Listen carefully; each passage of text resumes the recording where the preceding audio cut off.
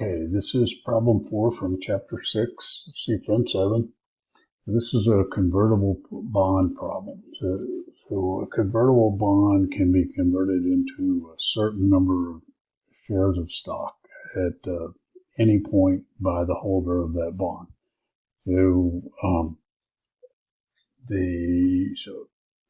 many years ago, Widening Road Maps issued a convertible bond with a conversion ratio equal to 40.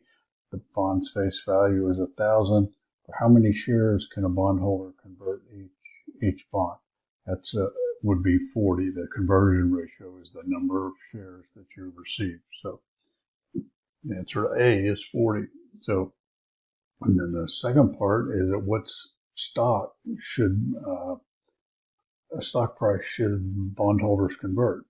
So what we do is so the bonds value, in this case they just give us the face value, but we have to assume that it's trading at par $1,000. So we take 1,000 and we divide it by the 40, and so it actually would be greater than $25 a share. At $25 a share, you would be indifferent between the $1,000 bond and 40 shares of stock because it'd be worth the same amount.